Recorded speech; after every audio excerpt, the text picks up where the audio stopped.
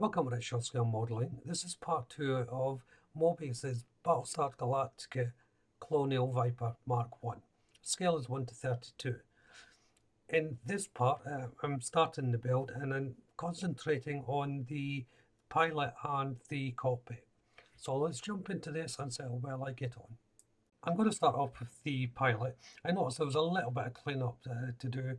I didn't notice that when I was looking at the sprue, but we're talking about a minor little bit of flashing here. The first colour I'm using is Rebel Aquacolor 94 Gold, and this is the main colour for the helmet. This colour is quite a bit thin, so it's going to need 1 or 2 coats for the gold colour to take effect. For the torso, it's Rebel Aquacolor 37 reddish brown. Now, this should actually be a little bit lighter in colour for the uniform, but I didn't want to mix the paint, so I've just gone for the reddish brown colour. But once it dries, I'll tone down a little bit, so I think it'll be okay.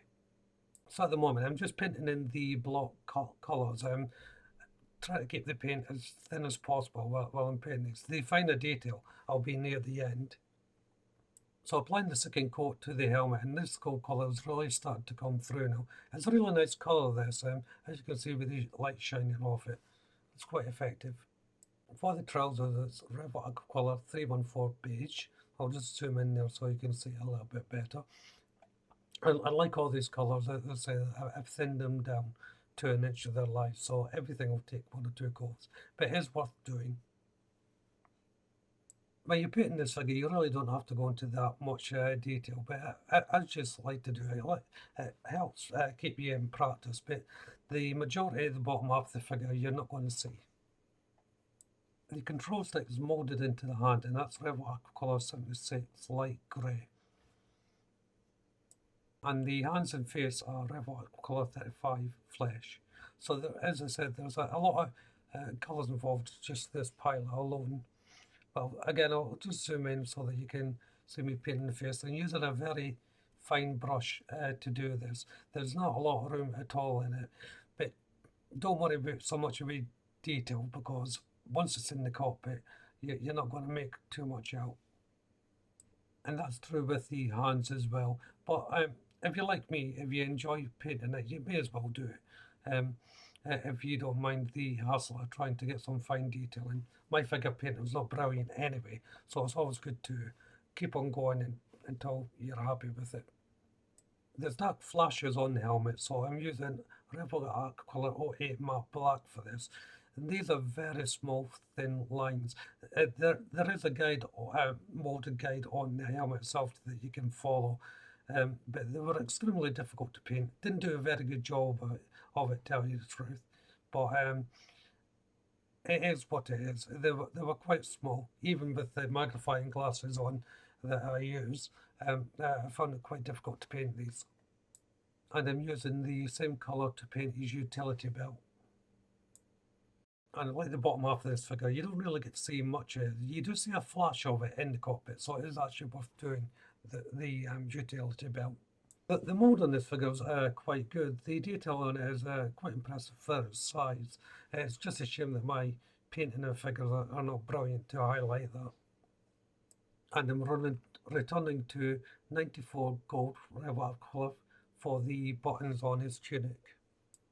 The emblem on top of the helmet I'm painted in Rebel Aquacolor 95 bronze. It's only a slight contrast colour to the helmet with the photos I've seen. So I thought it was either going to be the bronze or the brass colour I was going to paint this in. But I quite like the bronze colour, so that's what I went for. The emblem's not that prominent on the helmet, so I had to be careful when I was painting this.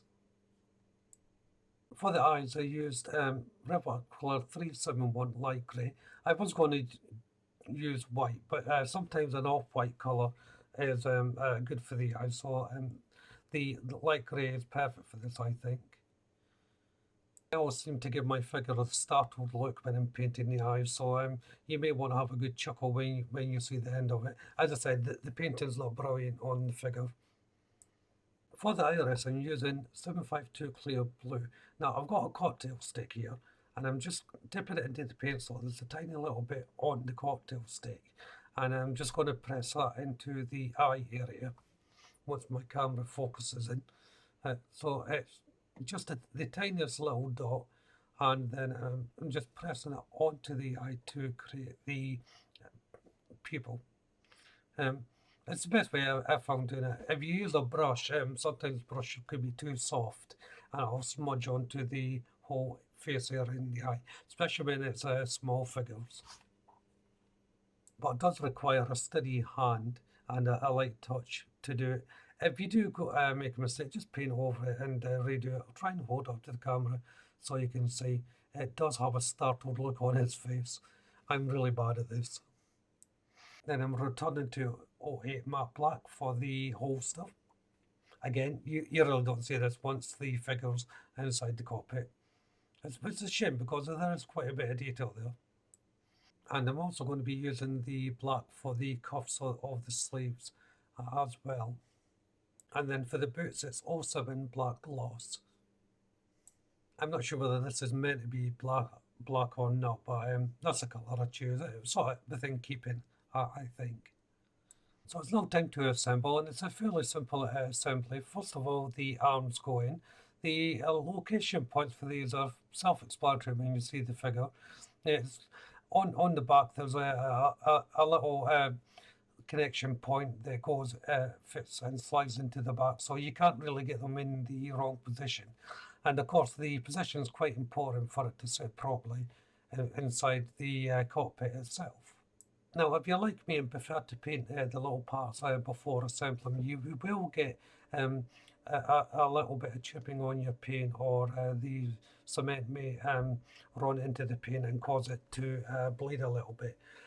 If that happens, just repaint it, and it would only be little parts anyway. This is why I always paint beforehand. To me, I think it actually saves time and it's easier to work on, but and may not necessarily work for everyone. So as you can see there, the head's just popped on, and that is the assembly of the figure. It's quite an easy figure in total. As I said, it's just shimmered into the paint and all that well on it. I'll just add that control stick looks very wrong in that position. So now it's onto the cockpit itself, and the base colour is Revit Aqua Colour 76 Light Grey. So again, I'm just putting a little bit of paint on my paintbrush and drawing it over the surface.